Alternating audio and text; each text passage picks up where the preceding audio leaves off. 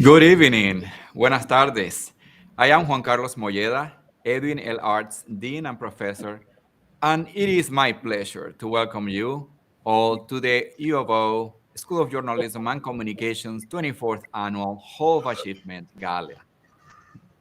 The past 2 years have been strange for all of us, unlike anything we have seen in our lifetime. Before the pandemic, few would have believed our modern lives could be so profoundly disrupted. Our community so deeply divided, our future so unclear. I had been looking forward to celebrating this event because it reminds us that no matter what might happen tomorrow, the work we do today matters. We all sharing this global moment together, yet we each experience it uniquely.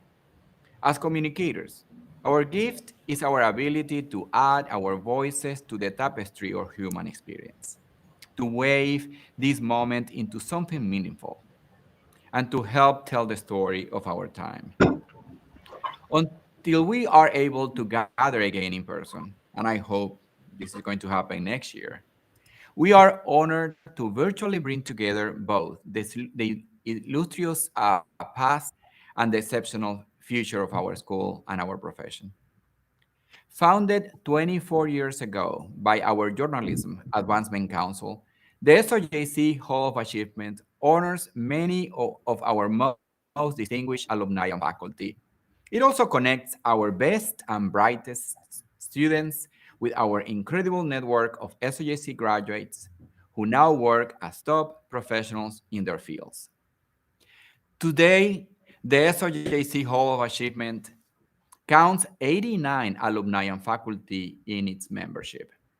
And tonight, we have the honor of inducting three new members to our Hall of Achievement. Ken Doctor, Michelle Mutasa Flores, and Francis Kasoma. And of recognizing two winners of this year's Eric Allen Outstanding Young Alumni Award, Ryan Knutson and Jake Swanko.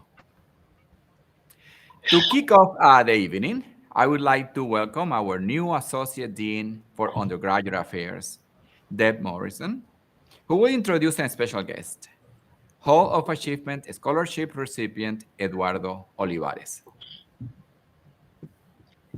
Thank you, Juan Carlos, for those good words. It's my honor to introduce Eduardo Olivares, an SOJC student, a Hall of Achievement Scholarship recipient, and our student speaker tonight. He has a remarkable story to tell. Eduardo is a business owner, an entrepreneur with a thriving vintage clothing store here in Eugene, and who still manages to keep a high GPA and be a leader in our program. He's a first-generation college student who, inspired by his hardworking parents, became the youngest person to be certified as an insurance agent at Farmers Insurance at the age of 18. He's an advertising student with a sports business minor and a dream of taking his business into the influencer and event realm, a collaboration of sports and music and culture. He'll do this. More, Eduardo represents so much of what is amazing about our first generation students from diverse backgrounds. The accent he grew up with tells us of his courage. His focus on becoming reminds us of his resilience. His very act of being here is a story of leadership. Eduardo Olivares is good for the world. I'm proud he is our student and speaker tonight.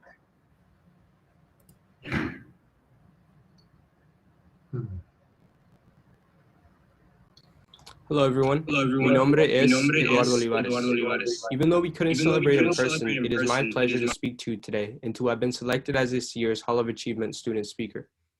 I am very grateful to have received the Hall of Achievement scholarship. This funding has allowed me to continue chasing my dreams. I am now one step closer to graduating and becoming the first person in my family with a college degree. I am proud to stand before you as a dreamer. DREAMER stands for Development, Relief, and Education for Alien Minors. When I was 5 years old, my parents decided to immigrate to the United States in search of a better future. My parents sacrificed everything they had to give us a better life. The term dreamer represents individuals like me who were born in a different country but have lived in the United States for most of their lives. For all of us, the United States is the only place we know as home. Every 2 years, we have to go through a long, expensive process of renewing our permit, which allows us to stay here. Currently, there is no path to citizenship for us 800,000 dreamers, and our permits could be taken away at any moment. We can only plan out our future 2 years at a time. But even with everything against us, we will continue to rise and demonstrate that we belong here. Living in Eugene almost my whole life, I have learned to value my community. Bringing a new community to the University of Oregon was our biggest goal when my business partner Harrison Stevens and I created the NEST. NEST stands for Neighborhood Eugene Sustainability Team. It is the first curated vintage clothing store in Eugene, and it is an outlet for self-expression and creativity. Through the NEST, we have been able to build community through vintage clothing. Since our grand opening in January of this year, we have been overwhelmed with the support from our local community. None of this would have been possible without the support from family, friends, and everyone else here at the University of Oregon. Becoming an SOJC student was one of the best decisions I made during my time here. It is a place that has fueled my creativity and allowed me to grow. As I look back and reflect on my time here as a student, I am reminded of how fast life happens. While I am far from where I want to be, I hope I serve as motivation for other young dreamers. Anything is possible. Si se puede. Thank you for your time. Mi nombre es Eduardo Olivares. Muchas gracias, Eduardo. Estoy muy orgulloso de ti. Thank you, Eduardo. You are an inspiration to your fellow students, as well as to our faculty, staff, and alumni. We look forward to seeing what you will accomplish here at the SOJC and after that, out in the world. Since 2001, the Hall of Achievement Scholarship Fund has helped many of our students work through tremendous difficulties and achieve success in their fields. Thank you to the continued support of our donors. This fund awarded over 16,000 in scholarships to SOJC students this year. But we still have many more exceptional students who face mounting challenges ahead. You can give them a hand by contributing to our Hall of Achievement Scholarship Fund. If you would like to donate, please visit the URL that is on your screen. Your generous gift will empower more students to make an impact on the world. Speaking of making an impact, it's time to honor the 2021 Eric Allen Outstanding Young Alumni Award winners. In 2009, our school developed this award to commemorate our alumni under the age of 40 who have demonstrated early success and innovation in their professions. These individuals have built a portfolio of outstanding work and hold the promise of continued distinction and leadership in the future. This year, you are honoring not one, but two winners. To introduce the first of this year's Eric Allen Outstanding Young Alumni, I would like to welcome Associate Professor of Journalism, Jesse Abdenor. Yeah, thank you very much, Juan Carlos. I'm excited to introduce Jake. I mean, his film won an Oscar. I mean, let's start there. We're talking about the Hall of Achievement. That's about as big an achievement as it gets. Not only did it win an Oscar, this is a film called Icarus, but the Sundance Film Festival basically invented an award for this film, and it was called the Orwell Award. And the Orwell Award was for revealing the truth when the truth was no longer a commodity. So pretty big deal for Jake and his producers, obviously. But if we go back to the beginning, there's one story that he told to one of my classes, and Jake comes to speak to my classes a lot.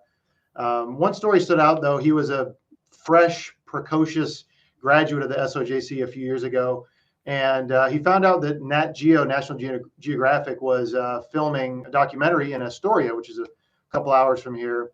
And he went there sight unseen, offered to work for free, just worked his tail off. and they ended up hiring him, and he got his foot in the door, and then he was off to the races. And I always appreciated that story because that's not an easy thing to do. Just go somewhere and just, want it so badly. But he was able to achieve that. I think that's a good lesson, that he can bring to my students. And he's always so enthusiastic when he talks to my documentary or my video production classes.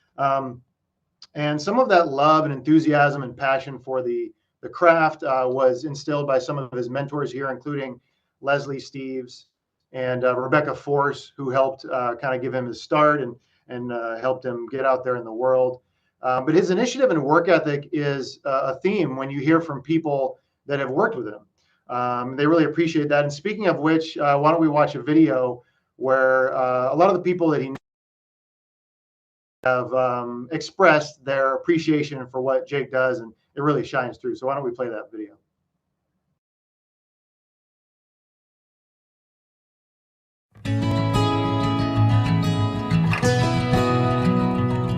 I think Jake is quite exceptional because of the way he really cares about his work. I think that he brings to this world of documentary, he brings a sort of sense of honesty to the picture. The two films that we've made together, Icarus and The Dissident, both of those films would not have been possible without Jake. His work is really extraordinary. He's a fantastic creative. I worked with him on The Dissident, and look, if it wasn't for Jake, that film would not exist. Jake was, the key man on that film. Virtually everything you see on screen was captured by Jake.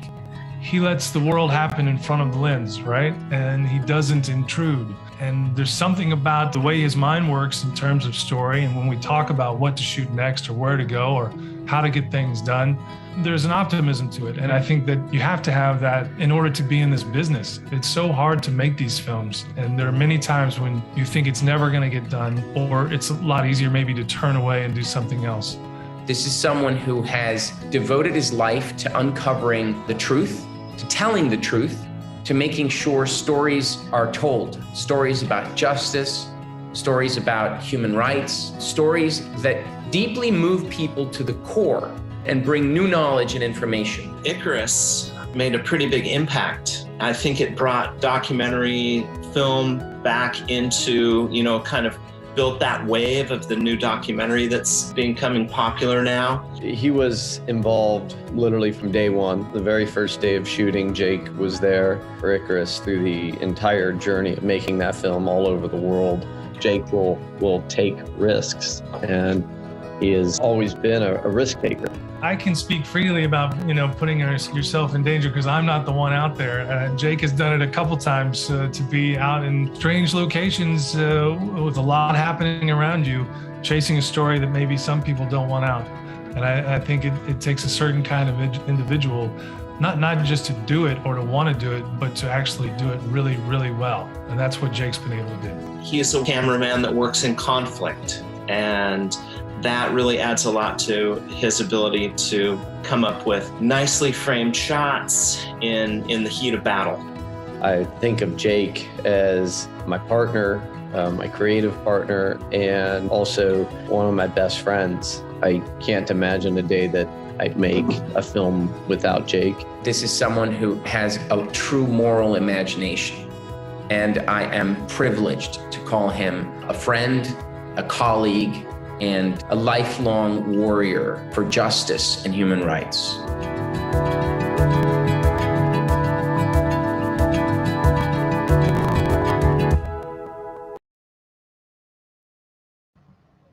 And it is pretty impressive just to see the impact that he's had on people, and the impact that some of these films have really had, according to a lot of people. And before I introduce Jake, I just want to go back to that thing I talked about at the beginning, where there's an Orwell Award that Icarus won for revealing the truth when the truth is no longer a commodity. And I'll be honest, I kind of had to look up the word commodity to really understand what they meant. I know it's part of the Chicago mercantile market, but when you look up the definition of commodity, it's something of value. And so if the truth is no longer valued, so that's what they're saying, then it's even more important for people like Jake to reveal the truth when people don't want to hear it, and as they say, kind of grab it from dark places and reveal it to the world. So it's my pleasure to introduce the winner of the Eric Allen Award for Outstanding Young Alumni. Congrats, Jake. Here he is, Jake Swanko. We hope. There he is. Oh, no, not Jake. Well, thank you, Jesse, and congratulations, Jake. Your work has inspired many, and we look forward to seeing the impact you will continue to make in your field. And I want also to take advantage to thank you, because you are always present in the SOJC, sharing your experience and your expertise with the students and faculty. Next, I'd like to welcome Pulitzer Prize winner, past Hall of Achievement inductee, and SOJC Assistant Professor of Journalism, Brent Wolf, who will introduce our second winner of the Eric Allen Outstanding Young Alumni Award. Thanks, Juan Carlos. It's a thrill to be here. It's always an honor to take part in this event. I've been attending these Hall of Achievement events now for many years, and I've been lucky enough to take part in a few. And I can actually recall when I first learned that the University of Oregon School of Journalism and Communication had established these Eric Allen Outstanding Young Alumni Award. And when I learned it, I had two immediate thoughts. One, first, what a great idea. And second, they're going to give this award to Ryan Knutson. There's no question about it. It's just a matter of time. Not that my predictive abilities was all that, but Ryan had been only for a couple of years. But his promise as a young journalist was already growing. We knew it. Oh, so it just couldn't get beyond or something. I don't know what happened. We knew it, Ryan, when you graduated, that you were going big places, and it really turned out to be the case. I met Ryan for the first time in April of 2007, when SOJC asked me to teach the reporting 2 class. Okay. I was still in my first time teaching at my alma mater, University of Oregon, and I remember how important this class was to me, reporting 2. I still used a lot of the lessons every day, and I still had was it on as I went through my everyday work, all the lessons that I got from that class. And I lucked out. I lucked out because I ended up with 16 terrific, outstanding, motivated students, including Ryan. In fact, Ryan was the star of that class. He was a sophomore, and he was already editor of the Oregon Daily Emerald, already demonstrating his leadership skills, desire to learn new skills, and to challenge himself with every story, to make sure every story he wrote had the opportunity to make a difference.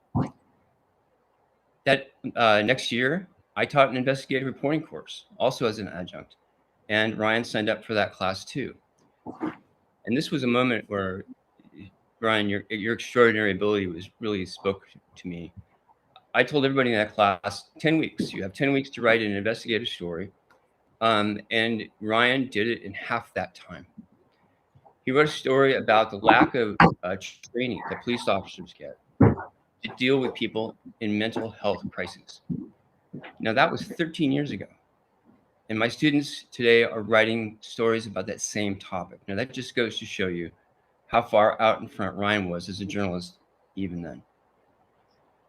His journey has taken him from the Emerald to the Oregonian, to ProPublica, to PBS Frontline, the Wall Street Journal, and now as Senior Vice President for Media Partnerships at Dow Jones, where he co-hosts the Journal podcast.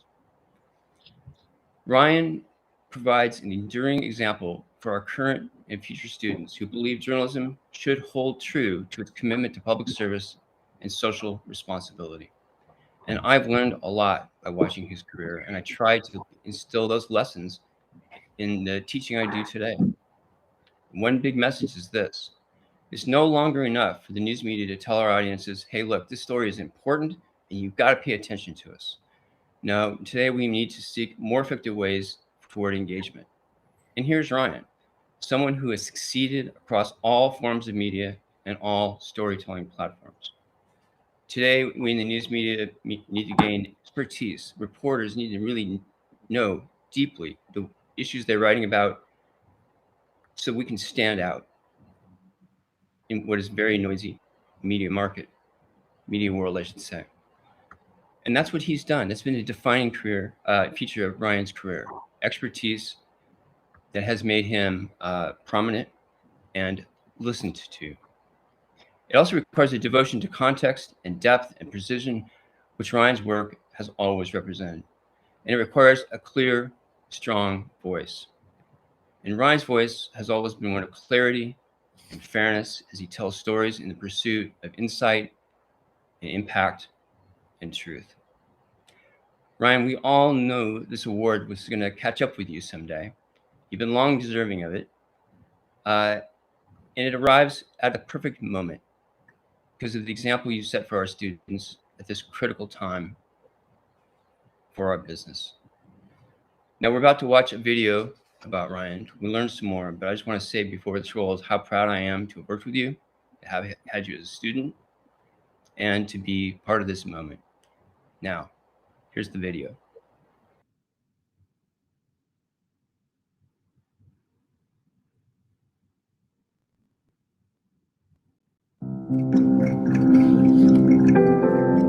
He's a diverse journalist. He has a lot of tools in his toolbox. You know, he read journalism.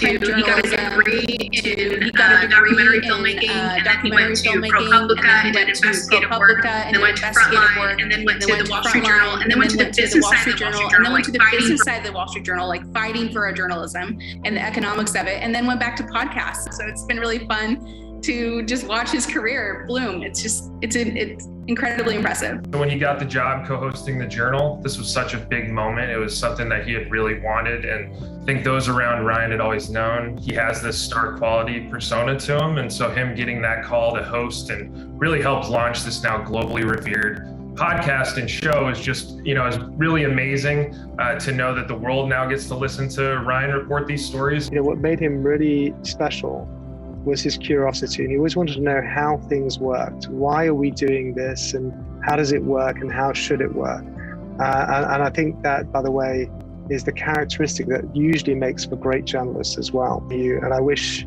that there were 100 other Ryans that were out there. He just wants to get to the bottom of things. He wants to learn about the world. He loves history. He loves looking at a problem and then finding the answer and bringing that to our listeners, or in the past, our readers. And he loves the counterintuitive example and the weird and wacky things that are happening out there in the world. He's a person who's really, really good, but also humble and still learning and willing and happy to listen and engage with people. And I think that makes a huge difference. So he's so honest and earnest and well prepared, and respectful and genuinely interested, that I think sources just feel they have to tell him things. Is right in the trenches, reporting fairly and honestly and showing both sides. He doesn't have a shtick. He's not self-promoting himself. He's promoting the issue, which we need to be informed about. And I think Ryan's a civically oriented, in a small d, democratic person, that he knows the value of the free press is fundamental to our democracy, and he's playing his part in that.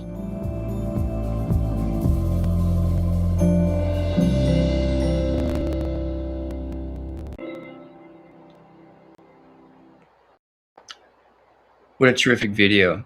And it's my pleasure now to bring in Ryan Knutson. Ryan.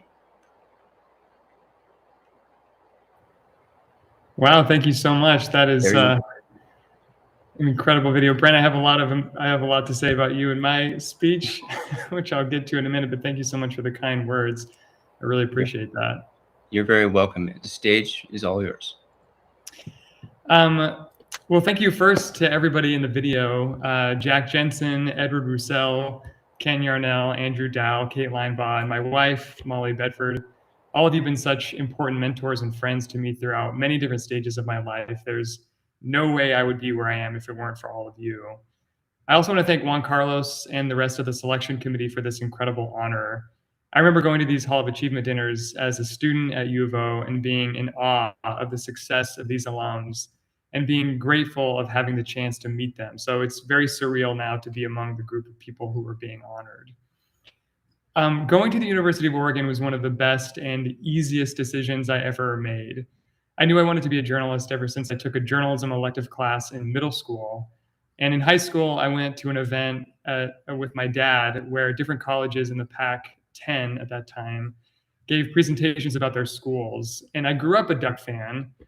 So the first session that we went to was for U of O. And I'll never forget when the representative said that the University of Oregon has one of the best journalism programs west of the Mississippi. And I remember turning to my dad and saying, well, I guess that settles that. And for the record, the U of O doesn't have one of the best journalism schools west of the Mississippi. It has the best. And I think that I could also make a case that it has the best program in the country, but I might be a little biased. But one of the things that makes the University of Oregon so strong is its independent daily student newspaper, the Oregon Daily Emerald, to which I owe a great deal of my success. It's a place where I was able to develop and hone my skills as a young journalist. When I got to U of O, my number one objective was to eventually become editor-in-chief, and I did. And as you may have heard at this point, I was the youngest ever Emerald editor-in-chief at just a sophomore. But the less well-known part of that story is how I got the job. I was still a freshman, and I'd been working at the paper full-time as a reporter, covering higher education for about 2 months, when applications were due for next year's editor-in-chief job. I asked around, and I learned that no one had applied. And not only that, but no one planned to apply because all the paper's leadership was graduating. I definitely wasn't ready to be editor-in-chief. I was young and inexperienced and naive, but I also saw an opportunity. If this was my number one goal, I couldn't just let it pass me by. Plus, I also felt a sense of duty to the paper because somebody had to do it. So I applied and I was given the job, and it forced me to grow up pretty fast. Fortunately, I had incredible support. First, from my managing editor, Molly Bedford, who later became my wife, and who always encouraged me to take risks. I'll never forget a few months into the job, she started talking about how the deadline was approaching to apply for the New York Times internship, and we needed to get our applications ready. And at that point, applying to something like the New York Times hadn't even crossed my mind. It was Molly who got me dreaming bigger. I also got amazing support from the faculty at U of O, like Al Stavitsky, Leslie Steeves, John Palferman, John Rushell, Mark Blaine, Tim Gleason. Brent Wolf, you were an adjunct at the time, but you were one of my most important mentors and writing coaches. You mentioned how you were excited to teach at U of O and how big of a deal it was for you, but it was also a very big deal for me. I was so excited when I saw that Brent Wolf, a Pulitzer Prize-winning investigative reporter, was going to teach a class at U of O. It was about investigative reporting. It was exactly what I wanted to do with my career. And if you ask my colleagues, they'll tell you that I'll still talk about the ladder of abstraction, which is a concept that you taught me in one of your classes. Scott Mayer, he brought such a passion and excitement to the art of reporting. One of my favorite classes was one that he taught called Powered Journalism, where he talked about how to use the internet to find phone numbers and public records. And I would take what I learned in his class and immediately put it to use at the Oregon Daily Emerald. And it's still a set of skills I rely on to this day. There's two other important mentors that I met through U of O who I'd like to thank. The first is Steve Smith, who was always there for Emerald editors and who taught me how to have confidence in my decisions.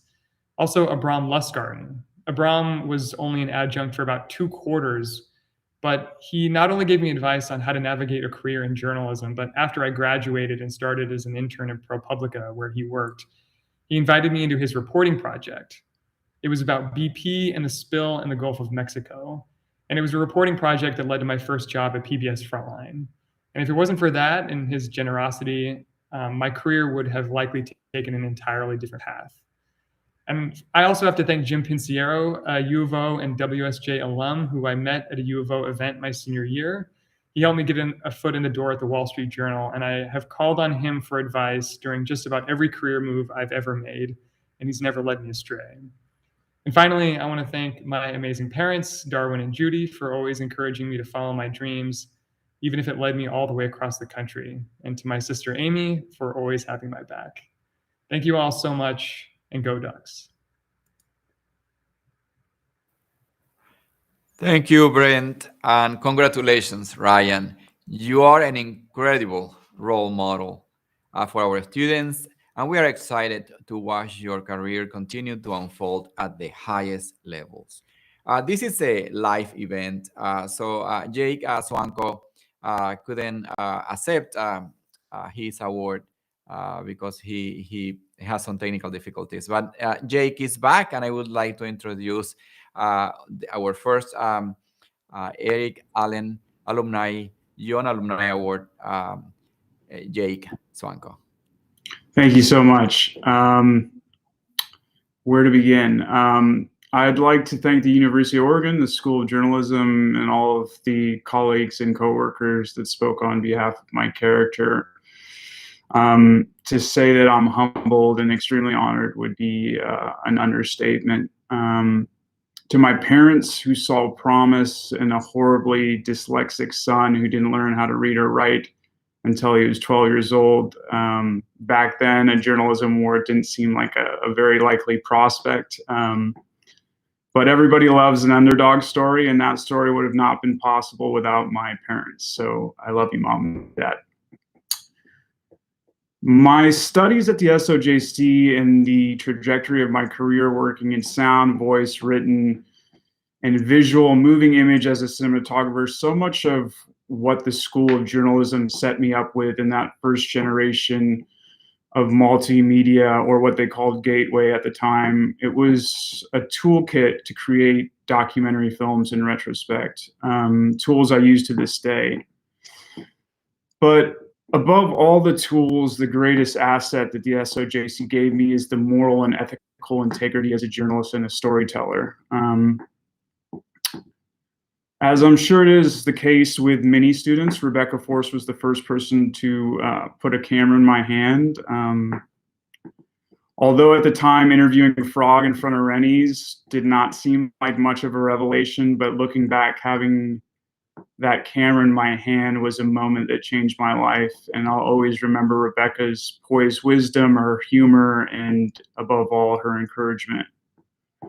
I had the pleasure of working with Michael Werner at Flux Magazine for 2 years before I graduated. Michael really worked with me more as a colleague than as a student, and he gave me a toolkit, and he gave me hope that actually working in this field of journalism and documentary was a reality.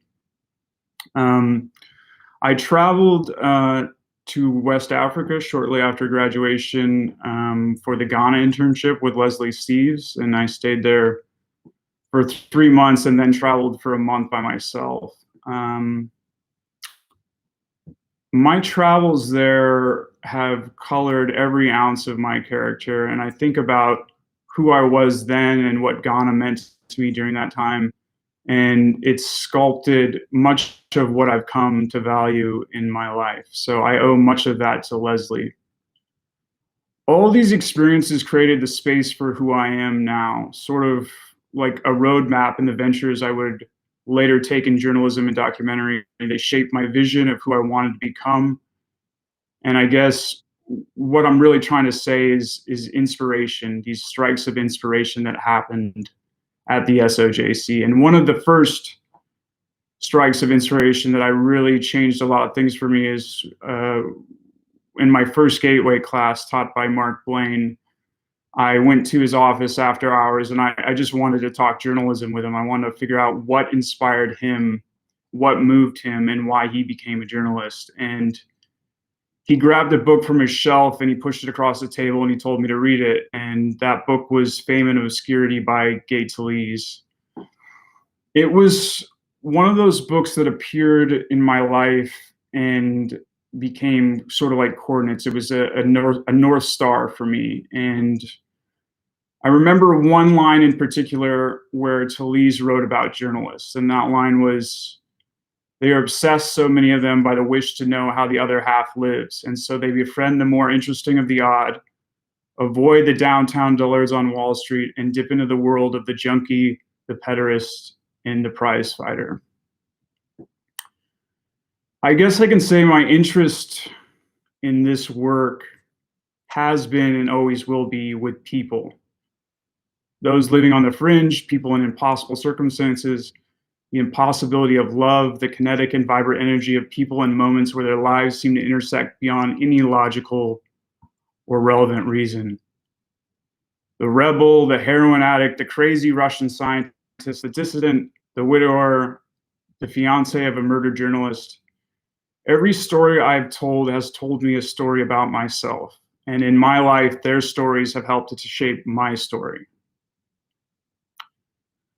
I think we all seek at some level to be understood. And in the end, I feel that all we have is our story.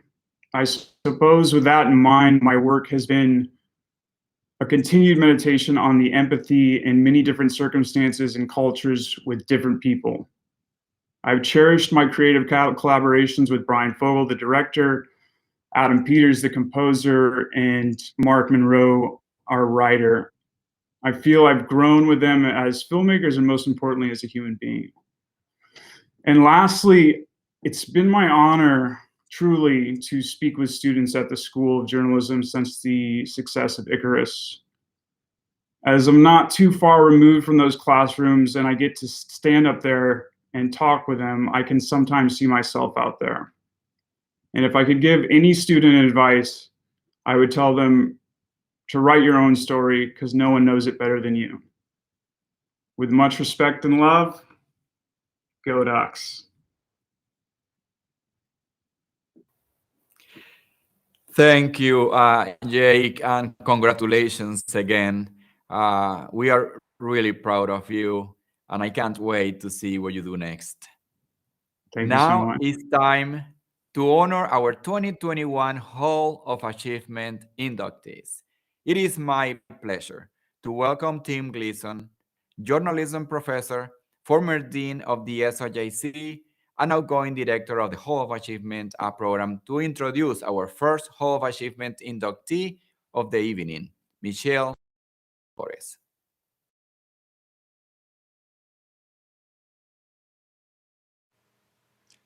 Good evening. I'm so pleased to be part of this evening's Hall of Achievement celebration. Michelle Mutasa Flores is the executive editor of the Seattle Times, a member of the SOJC's Journalism Advancement Council, and according to Seattle Magazine, one of Seattle's 25 most influential people. Seattle Magazine honored her for being, quote, a very public and fierce advocate in defending press freedoms. She joined a select group of Seattleites that included an impressive selection of political and business figures, and most impressive to me, at least, Seattle's sports power couple, Sue Bird and Megan Rapinoe. Michelle started her career at the SOJC in the early 1980s and immediately found her way to the Oregon Daily Emerald with the help of her brother Mark, who was a senior when she was a freshman. In the 1984-85 academic year, she served as the ODE's editor-in-chief. In the recently published ODE 50th Anniversary of Independence book, Michelle tells the story of taking self-defense classes on a campus that was confronting a series of unsolved rapes. She wrote, "While the classes didn't end my nightmares, the lessons made me, and I hope my Emerald readers, better prepared as we walk through campus, often at night. Her commitment to public service journalism has shaped her career from the ODE newsroom through today." After graduation, she moved to a reporting position at the Salem Statesman Journal and from there to the Seattle Times in 1988.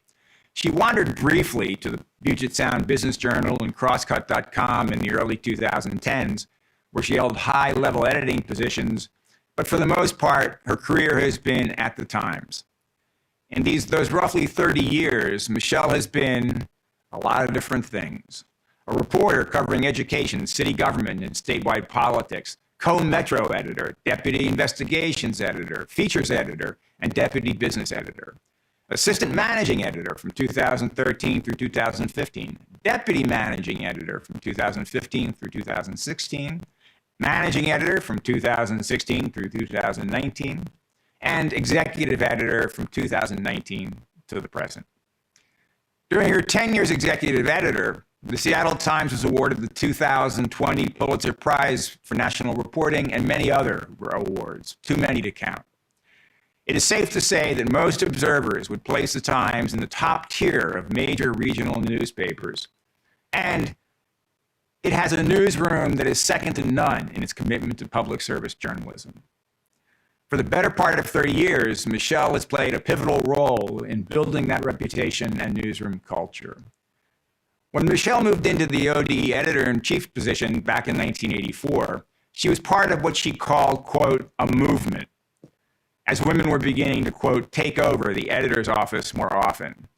Well, today, Michelle joins Therese Bottomley, class of '83, the editor and vice president of content at The Oregonian, and an inductee of the SOJC Hall of Achievement.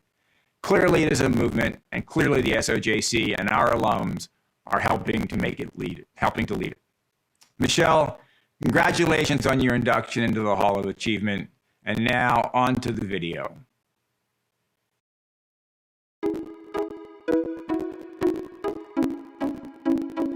Mitch is a really diehard advocate for the notion of journalism as the watchdog of the powerful, whether that power is held by a government agency, a business, or an individual. These stories are really hard to report. They're very painstaking to edit, and sometimes they even have to be defended in court at considerable cost of time and money. So it takes somebody like Mitch, who is a really dogged, tireless hunter of the truth, to see these stories through to the end. As a lot of the best reporters and best editors are really iconoclastic, anti-authoritarian types who march to their own drummer. And Michelle certainly marches to her drummer, but she's savvy enough to understand how organizations work, how to thrive within organizations, how to change them, and how to inspire the people around her. She is a really outstanding journalist and has a way of just very calmly getting people on board, getting things done, moving us forward.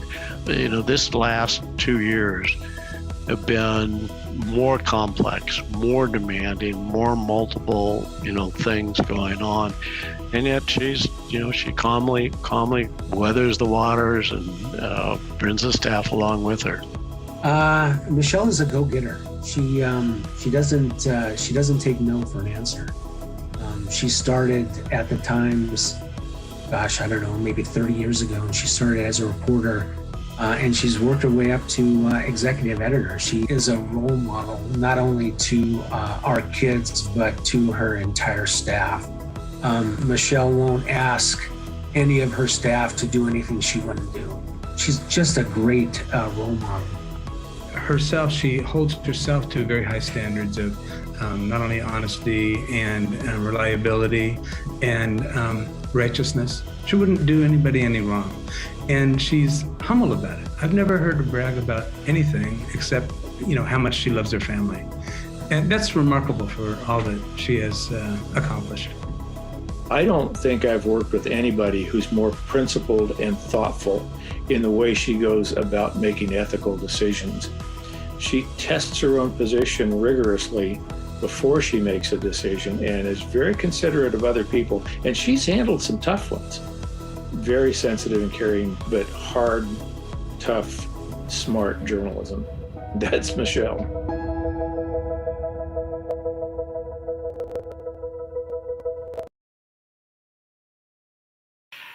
And now, joining us from her mother's house in Eugene is Michelle Mutasa Flores.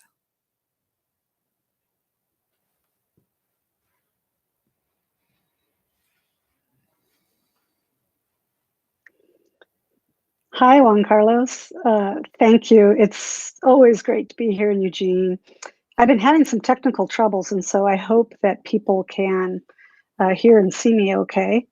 And I can only say I wish I could see everybody else. I wish we were all in person for this wonderful event.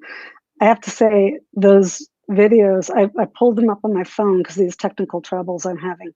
And I'm so glad I got to see them. They kind of got to me.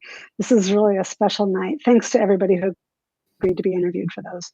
And hello to the rest of you who've joined us here tonight. My sincere thanks to all of you for supporting the SOJC and my passion, the role of journalism in our society. I cannot express enough how humbled I feel to be receiving this honor. Thank you, SOJC, and those who supported my induction this year. Despite my Zoom camera telling me otherwise, I still think of myself as a 30-something kid who's soaking up new knowledge and figuring out how to be the best journalist and leader I can be. Where did the time go? While I might be feeling a bit old all of a sudden, this experience has been so flattering. I truly appreciate the recognition. I want to congratulate my fellow inductee, Ken Doctor. I've followed Ken's work for years and have long admired his smart research into the economic challenges facing our business. Even when his work has left me depressed, it's been essential and illuminating reading. It also helps us see our way forward, which is the opposite of depressing. It's encouraging. Ryan and Jake, the things you've accomplished at this point in your careers are beyond impressive. They're awe-inspiring. You leave me humbled and hopeful for the future. And learning about Dr. Kasoma through his induction has underscored for me how fortunate we are in the United States to have a free press and how critical it is to protect and preserve that. I have to say, I've never been big on awards or honors. As a reporter, I wasn't eager to enter contests, and I haven't tracked those I've managed to be part of, much less touted them to anyone. Now, as executive editor of the Seattle Times, I do recognize the value of awards in honoring the incredibly hard work of our staff and in recruiting new talent. But even then, I feel compelled to remind our team that we don't do this work for trophies or plaques. We do it to inform people, to help them live their lives, to make the world better by forcing it to confront its failures and by highlighting its promise. In that sense, this whole process has been a bit uncomfortable for me. The spotlight is not my natural habitat. At the same time, I'm all about finding and following good role models. And the older I get, as I reflect on the generous, inspiring mentors I've had in my life, I'm eager to help nurture new generations of journalists. So for me, that's what tonight represents. I'm part of a generation that was drawn to journalism by the work of Bob Woodward and Carl Bernstein, role models for many. I still remember watching the Watergate hearings with my family as a kid growing up in Roseburg, sometimes out on our back deck on a small TV tethered to a long extension cord. And though the importance of investigative journalism wasn't at the front of my mind at that point, I was only 10 or so, it began sinking in during my teens. I followed my big brother Mark into high school newspaper class, then to the U of O journalism school and the Oregon Daily Emerald. I began working at the Emerald my freshman year, even before I became immersed in J-School courses. Those two places, Allen Hall and the third floor of the EMU, became my new homes and provided hands-on practice, professional skills, and contextual understanding, a foundation I stand on today and feel lucky to have been given. And what a great mix of role models I had. There was the work hard, play hard team at the Emerald, led by a strong, smart, and chill editor named Debbie Howlett, one of the first in a long string of women I've tried to emulate. And then the calm confidence and experience of faculty members like Lauren Kessler, Ken Metzler, and Duncan McDonald. I still remember Duncan delivering tough feedback or advice with a hint of a smile and an expression in his eyes that was just shy of a wink, a lesson in nuance. It's a long time ago, and I don't recall many details about my classes, except that I felt pretty natural at interviewing and reporting, found libel law scary as hell, hated designing a mock magazine, and struggled behind a camera. Oh, and I think I questioned and criticized pretty much everything and everyone. Yep, I was made to be a reporter. One day at the Emerald, I think it was 1983 or 84, our staff was visited by Mike Fancher, a former Emerald editor and then the executive editor of the Seattle Times. Wow, I thought. He went from here all the way to there? He runs that place? Maybe someday I can work for him. When I graduated in '85, after a year as editor of the Emerald, I got an amazing first job at the Salem Statesman Journal, where I had opportunities I couldn't have imagined, including a reporting trip to Japan and a chance to cover state politics at age 22. And a few years later, I got that job working for Fancher. Mike, along with David Boardman, the other former Times editor you just saw, and my boss and publisher, Frank Bleffin, to this day are advisors and role models I turn to all the time. In addition to them, I've been lucky to have many strong women mentors among my editors and fellow reporters, and including the women who led a Seattle Times newsroom protest 4+ decades ago for the right to wear pants in the office. I've learned so much from the many role models I've had through my career and my life. My 90-year-old mom and my husband are in the next room on their own screen right now, and my brother and sister are watching from across town. It hasn't just been about the skills I needed to get by or to get ahead, but a much higher order, how to carry on our work and life ethically, with integrity, respect for others, and empathy for the public we serve. Those are lessons I wish to pass along. As I accept the honor of this career recognition tonight, I also accept the responsibility of taking what I've learned and paying it forward. Thank you so much. Congratulations, Michelle. And thank you to Tim, who pre-recorded his remarks. Now it is my pleasure to introduce our Senior Associate Dean for Academic Affairs, Leslie Steeves, to introduce our next Hall of Achievement inductee, Francis Kasoma. Thanks very much, Juan Carlos. It is such an honor to say a few words about Dr. Francis Kasoma and to introduce Dr. Twangi Kasoma, who, along with her brother, Mutale Kasoma, will accept the Hall of Achievement induction on behalf of their late father. Dr. Francis Kasoma was a luminary in African journalism studies. His leadership and activism for press freedom and an African concept of media ethics remain influential in Zambia and across Africa. The SOJC is so lucky and proud to count him as an alum. He earned his master's in 1979, and his time here was very meaningful, formative, and inspirational, not just for him, but for later graduate students too, including for his daughter, Twangi. It's impossible to overstate Dr. Kasoma's impact on media scholarship. The International Communication Association began having regional conferences in Africa in 2016. There have been 3 of them so far, and the main theme is de-Westernizing or decolonizing media scholarship and practice. Dr. Kasoma is consistently held up as an enduring role model. Regarding the Oregon connection, I had the privilege of meeting Francis Kasoma when I was teaching in Kenya in 1991. I attended a conference on rural journalism, and Dr. Kasoma was the keynote speaker. He was excited that I was affiliated with SOJC, and he had many questions about how the graduate program had evolved. He fondly reminisced about his time here, and he was excited that we were beginning to develop a PhD program.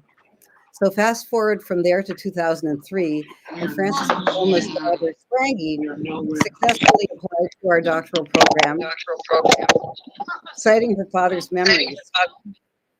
In 2005, Twangi came to Ghana.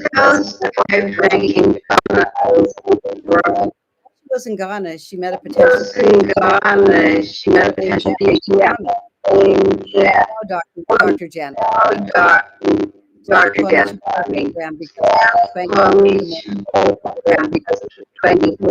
Since then, I'm proud that Africans from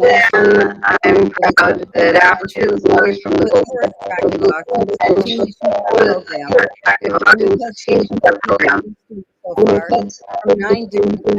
far from 9 different African countries. Colleagues at African universities frequently ask how we can integrate without students.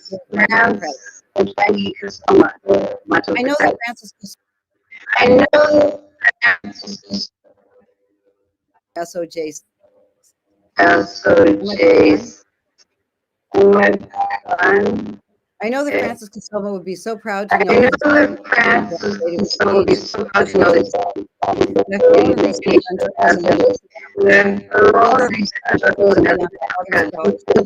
that she now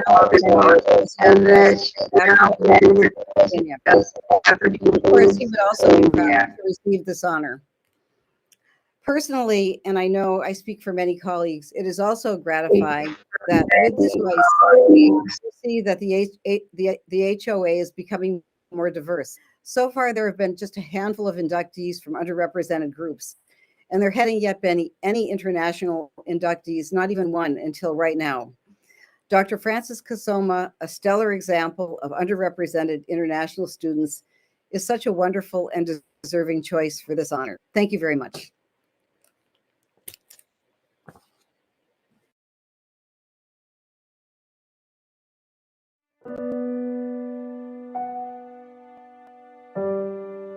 My dad was a prolific teacher and educator. He brought to the classroom unmatched type of energy and passion. He's a man that loved his culture, adored his culture, and incorporated every aspect of his culture in his teaching.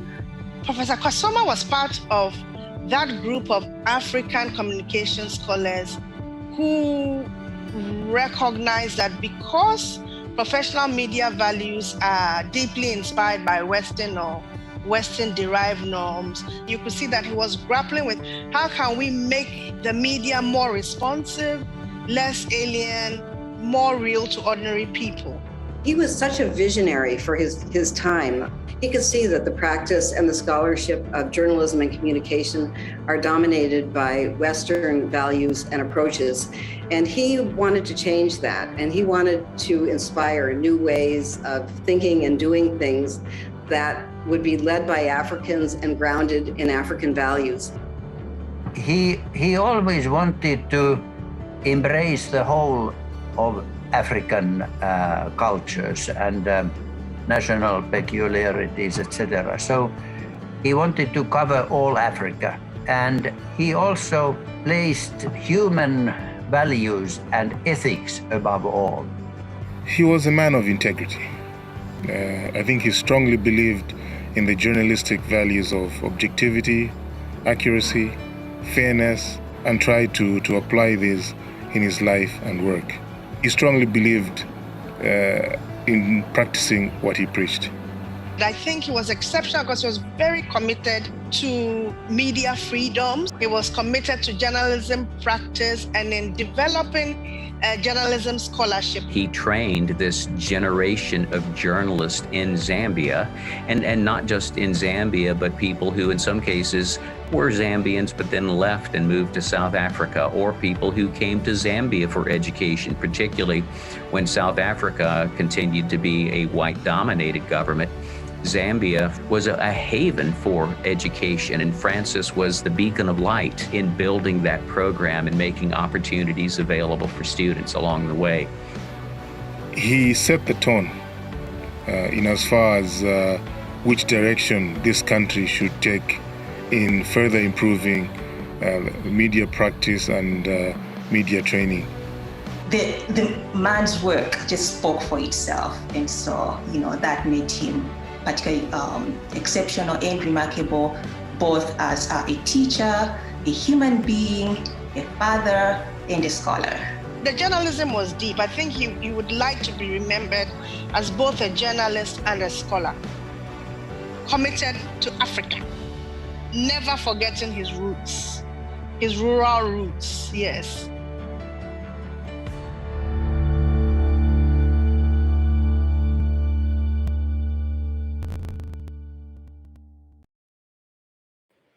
Hello again, and apologies. I think there might have been some audio issues during my earlier remarks, but we carried on, and hopefully it was okay.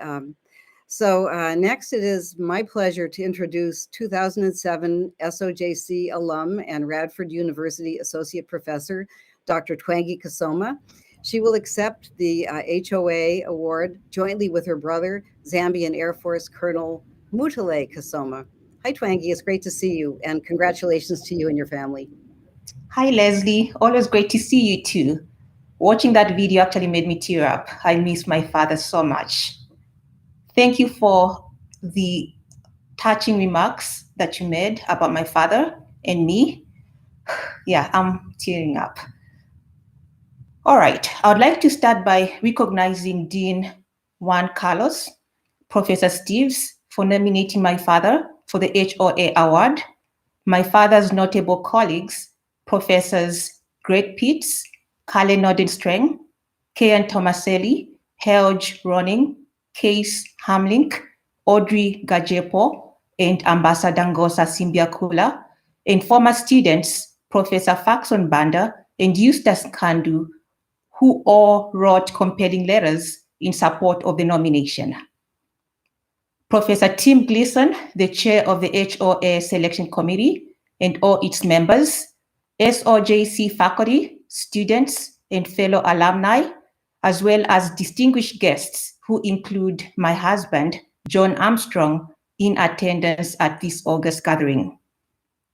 Due to time differences, my mother, Anastasia Kasoma, my brother, Kenom Tale Kasoma, and my other brother, Ziwa Kasoma, my sisters, Lesa Kasoma, Lute Mwango, Chola Mbilima, Chipo Kasoma, and Chapwa Kasoma, nieces, nephews, in-laws, and the extended family who watch the recorded event. As per African tradition, my eldest brother and head of the Kasoma family, Kenel Kasoma, will give his pre-recorded remarks later. Coincidentally, my brother is also a product of the communications field. He commenced his academic journey at Tampere University in Finland, where our father earned his doctorate under the supervision of Professor Nordenstreng and a licentiate in social sciences. Both of us had the privilege of having Daddy as a professor. His journalism ethics class to date remains my favorite. My father wore many hats. He was a prolific professor, scholar, researcher, philosopher, author, journalist, and press freedom firebrand. His untimely death almost 20 years ago shattered me. With time, I've been strengthened. I vividly remember the last conversation I had with him. I was nearing completion of my master's degree and he had paid me a visit, thanks to Professor Pitts and family, my family here, for hosting him. That visit, which I will forever cherish, was just weeks prior to his death. During our final dinner, he shared a father's pride at seeing his daughter get ready to earn her first graduate degree. Then the journalist in him pointedly asked me, "What next? Have you thought about doing your PhD?" The remarks of Professor Steves, my doctoral supervisor and friend, answer both questions. I should hasten to mention, though, that seeing how my father was such a proud alumnus of the U of O's Master of Arts program in journalism, having been the first international student to win the Nell Taylor Award for Best Graduate Thesis, and that thesis formed the first part of his renowned seminal book, The Press in Zambia, published in 1986 and adopted as a textbook in many African universities and also cataloged in the Library of Congress. Deciding to apply to his alma mater, which I also proudly call mine, for my doctorate was a no-brainer. It brought everything full circle, with one Kasoma attaining his master's and another her doctorate.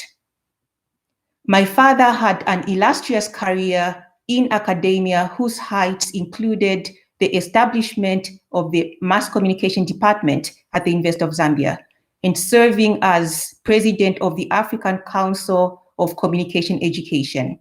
Beyond the press in Zambia, he also authored and edited other books, including Journalism Ethics in Africa and Community Radio, its management and organization in Zambia. He also founded the Press Association of Zambia.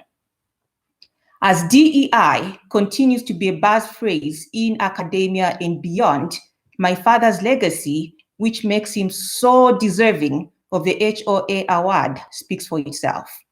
A few anecdotes from some of his colleagues solidify this. Professor Kian Tomaselli, Distinguished Professor, University of Johannesburg, said, Professor Francis Kasoma was amongst the first generation of media scholars to emerge from Africa. These pioneering scholars, few and far between, were separated across an entire continent. They mapped out both course curricula and research orientations, all the while indigenizing theories developed elsewhere to explain modernity into local African conditions that spanned pre-modernity, modernity, and post-modernity. These scholars wrote the textbooks, they set the research questions, and they developed their departments from scratch. They were not journeymen mechanistically applying received methods and theories. Professor Audrey Gajepo, University of Ghana, said his impact was felt on a continental level, and his theory on Afri-ethics, which he captures in his book, represents an important alternate to Western framework on ethics in journalism, which continues to ignite debate. Professor Greg Pitts, Director, School of Journalism and Strategic Media, Middle Tennessee State University, said, I'm not sure many American faculty can thread that needle, but Francis was successful in building an academic program at the University of Zambia and contributing to journalism education and practice, not only in Zambia, but in Uganda, Swaziland, South Africa, and Ghana. His books and writings have contributed to global impact. On behalf of the Kasoma family, I sincerely thank SOJC for naming my father, Professor Francis Peter Kasoma, a recipient of the 2021 HOA Award. At this point, I'll turn the virtual mic over to my brother for his pre-recorded remarks from Zambia. Thank you.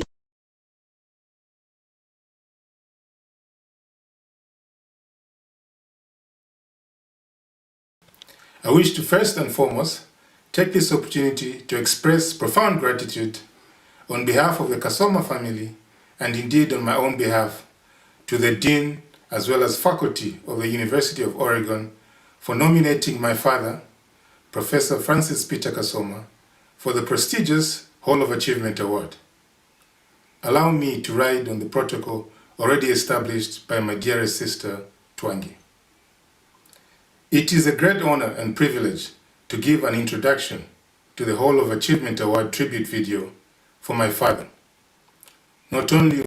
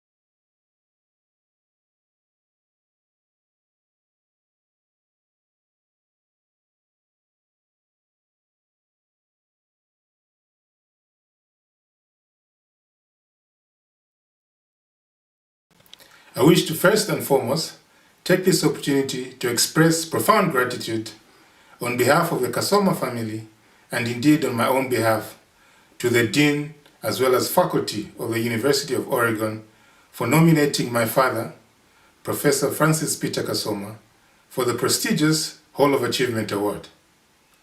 Allow me to ride on the protocol already established by my dearest sister, Twangi.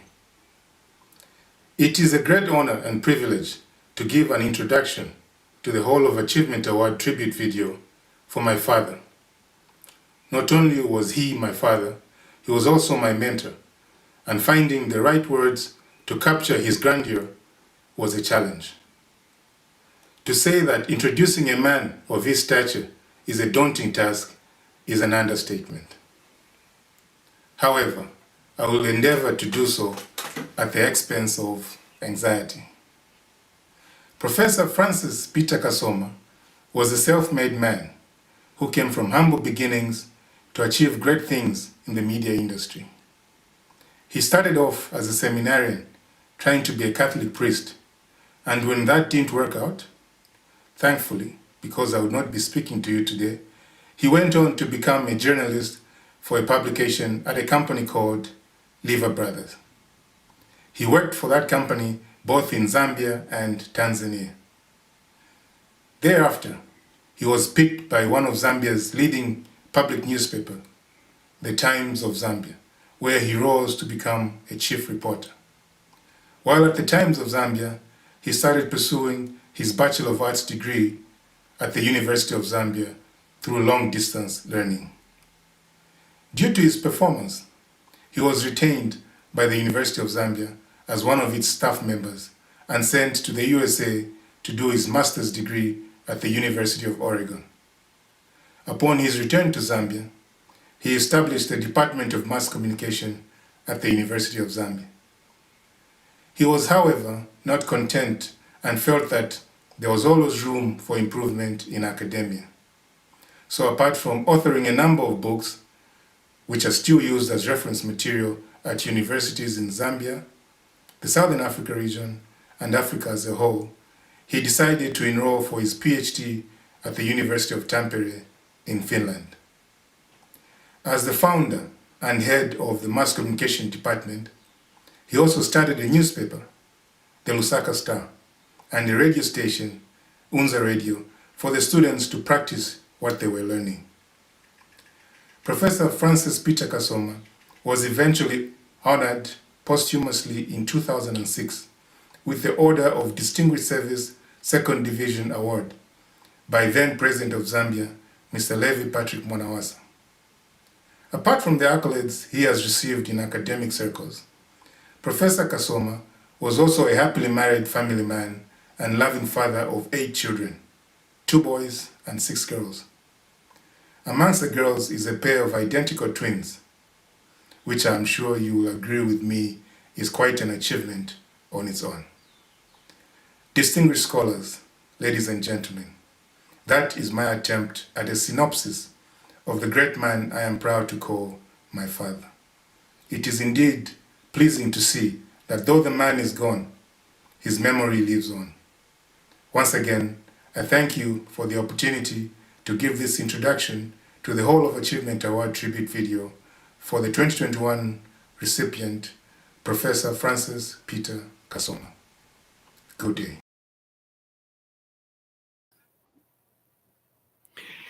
Thank you, Twangi and Mutale. It is moving how much pride and love you feel and express about your father, and impressive the academic history and all his contributions to the field of ethics in journalism. And thank you, Leslie, for the introductions. And now a warm welcome to Andrew Devigal, Director of the SOJC's Agora Journalism Center at SOJC Portland, and our endowed chair in journalism, innovation, and civic engagement, to introduce our final Hall of Achievement inductee of the evening, Ken Doctor. Thank you, Dean Moreira, and to everyone for your continued attention celebrating our 2021 Hall of Achievement inductees. Boy, it's been really impressive. Just the words and all of the presentations has been inspiring. So thank you. I'm truly honored to share a few remarks about inductee Ken Doctor. I had the pleasure to work with Ken at Knight Ridder New Media in the late 90s when all things digital were still considered new media. Even in those early days when we measured content by pixels rather than pikas, one of Ken's mantras continue to echo with me today. He once asked us, do you want to simply surf the web, or would you rather make the waves? First of all, to our students watching, it's worth noting that the term surfing the internet was common back in those days when we referenced our amazement and enjoyment in the ability to access nearly every information you needed within a click of a mouse.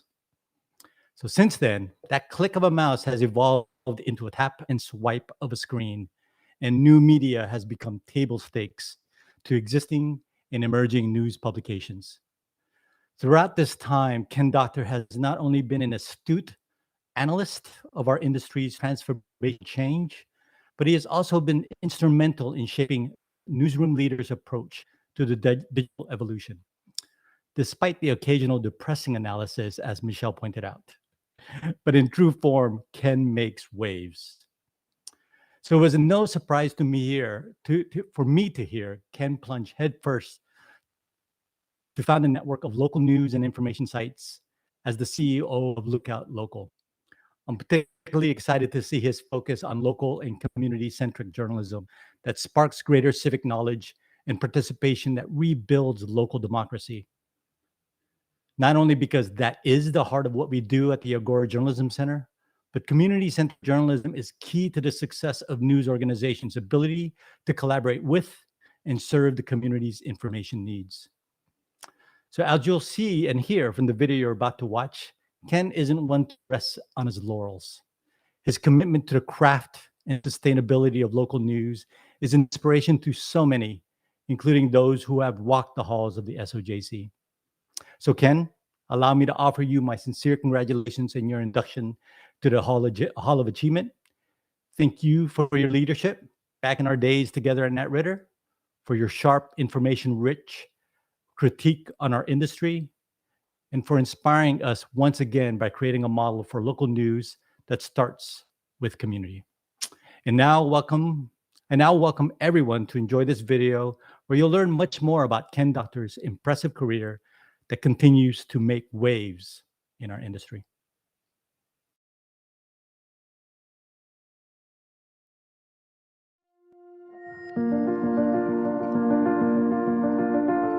If you're looking for a traditional journalist who would say, well, we've always done it that way, that's not Ken Doctor. He wants to throw a grenade or two in the room and just sort of see what happens. You know, I like standing around watching him. He had beliefs, he stood up for them, he argued gently and humorously for them, and almost always got his way. Local journalism is just a memory in so many communities. It's been on life support for so many years, and I mean, he's always been committed to making journalism better and stronger, which makes our communities stronger and better as well. Unlike some who've taken their buyouts and are just licking their wounds and hoping things get better, Ken has had the gumption to actually do something about it. I think, you know, when most people who have achieved the kind of stature that Ken has would be content to resting on their laurels, but he's still totally committed. He combines a strong commitment to real news, both hard news and feature stories, that has carried throughout his career. Ken manages to be an independent observer, a fiery, smart analyst. He's able to really see things and make sense of things, pull things together. And at the same time as he does that with like a real independence and sort of an original eye, he does it as someone who loves journalism, who cares deeply the whole way through about the health of the newspaper industry and its brands and institutions. He's been talking about changing newsrooms for a long time, and now he's doing it. If you look at his career, at every stop along the way, his goal has been to improve journalism, to provide more information to the public, whether it was from his days at Knight Ridder, to his many years as an analyst or to his current position. He's in touch with the realities of the industry that he's in, the business that he's building, the challenges of building that business. But Ken consistently perseveres through all of that with an optimistic spirit. And that optimistic spirit is manifested not just in being positive and hopeful, but also being a very proactive, ideas-driven person all the time. Ken is somebody who's optimistic about his future, Lookout's future, media's future, local journalism's future, and then acts upon that.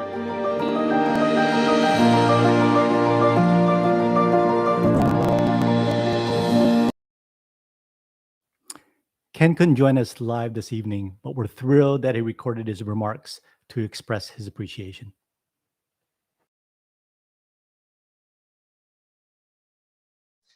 Thank you so much for this honor. One thing I learned in the J School was branding. So here I am, virtual, displaying my duck colors and against the backdrop of my latest journalism foray. It's been a long, long arc that stretches from Allen Hall in 1972 to Lookout in 2021.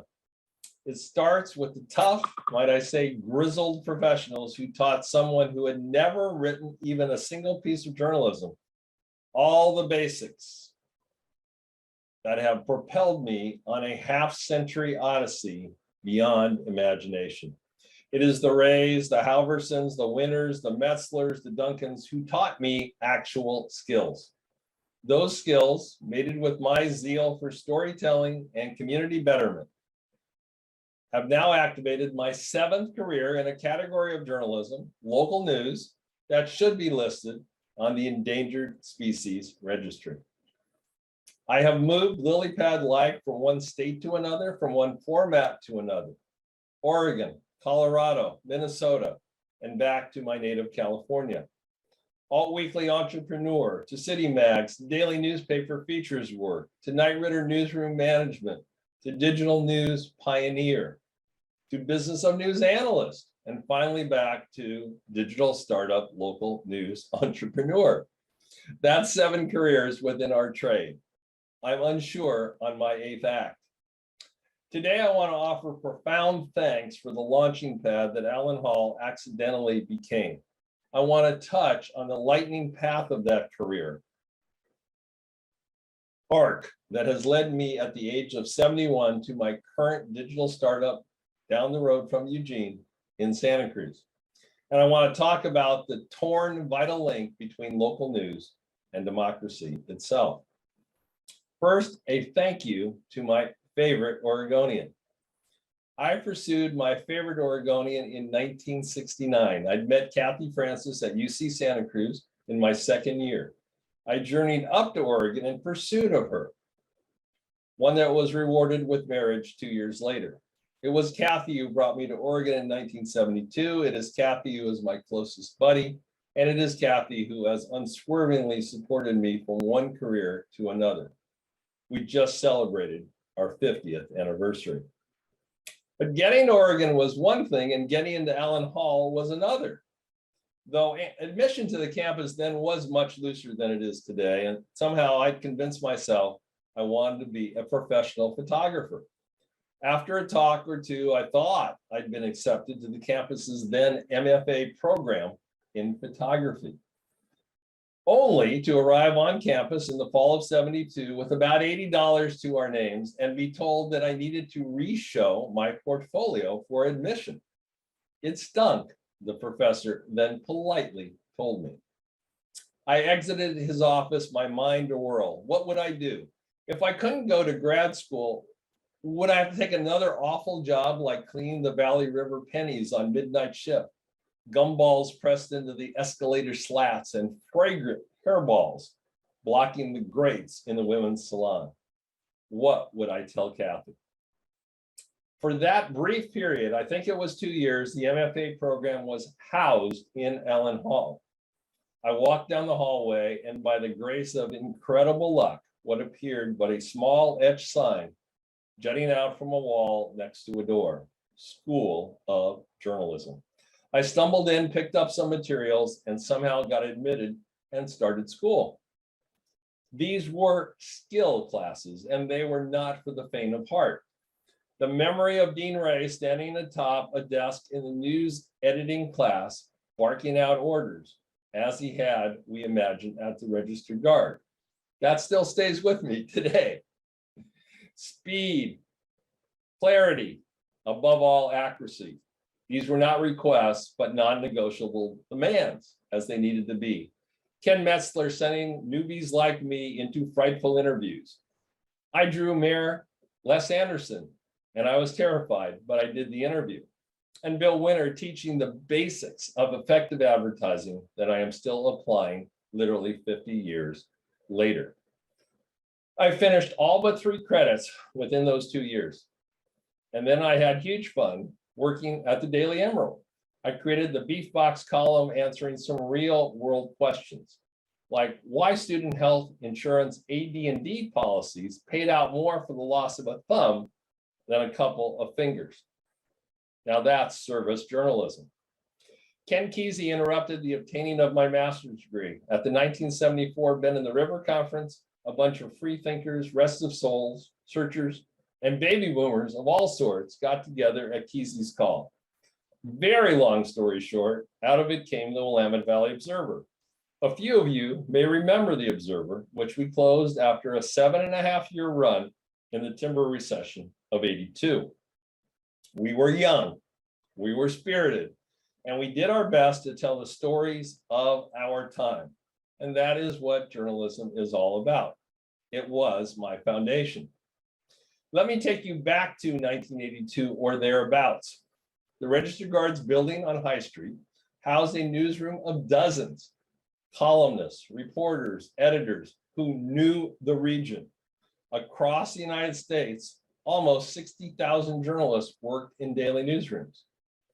Flash forward to 2021.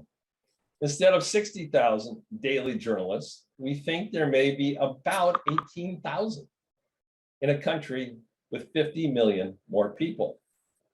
Gannett now owns the Register Guard and an astounding 25% of the local newspaper business across the country. Vulture firm Alden Capital, now the second largest company, just bought the one-story Tribune Publishing.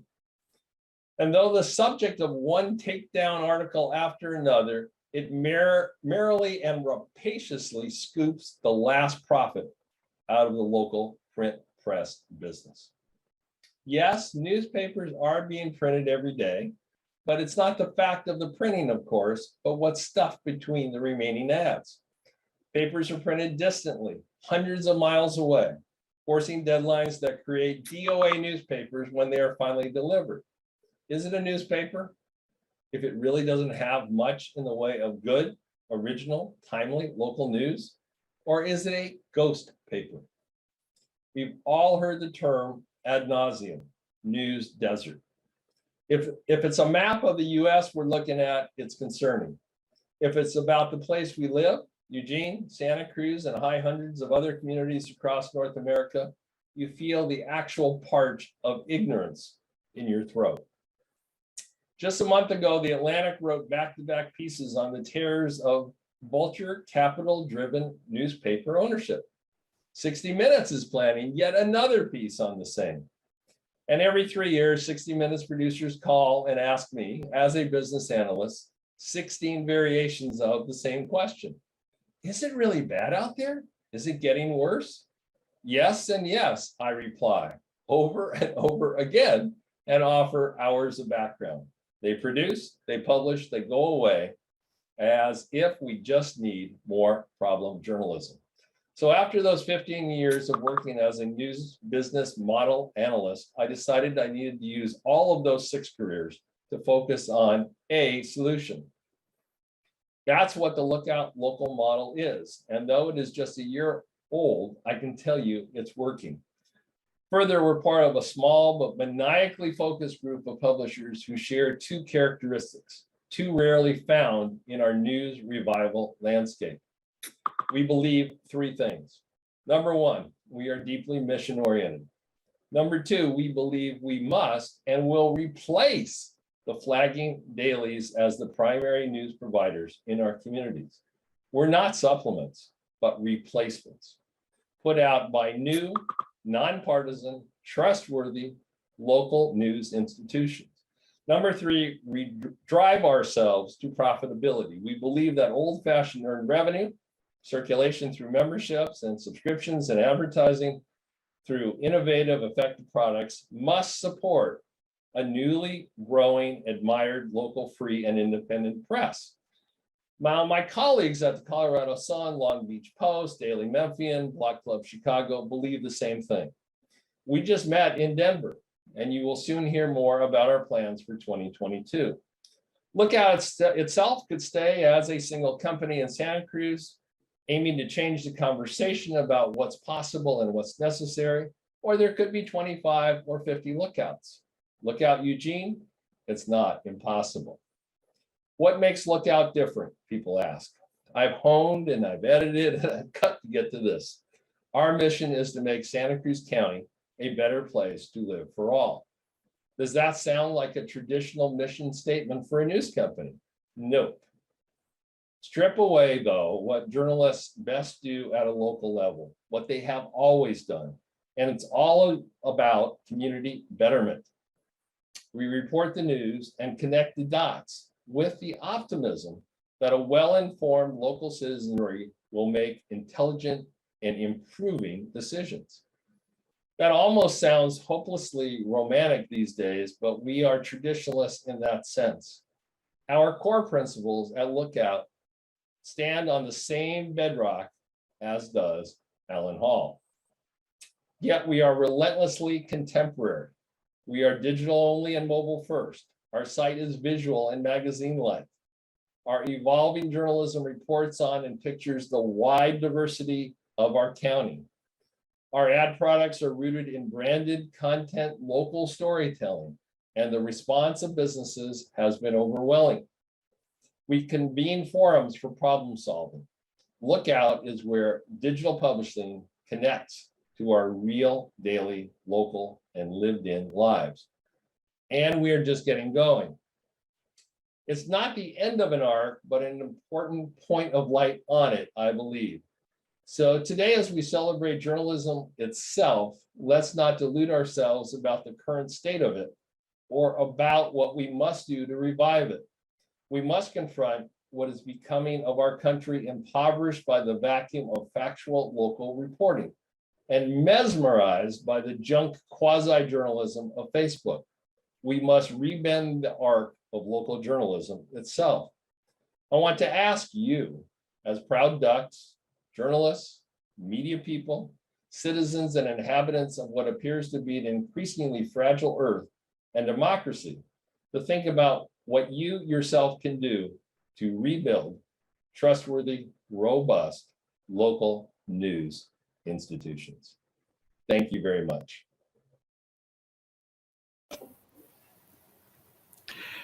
Congratulations, Ken. And I am sure that Santa Cruz County is much better now with Lookout. And I wish you great luck with this media operation. Thank you for all you have done for media innovation, journalism, local journalism, and business, the business of journalism. And thank you, Andrew, for introducing Ken.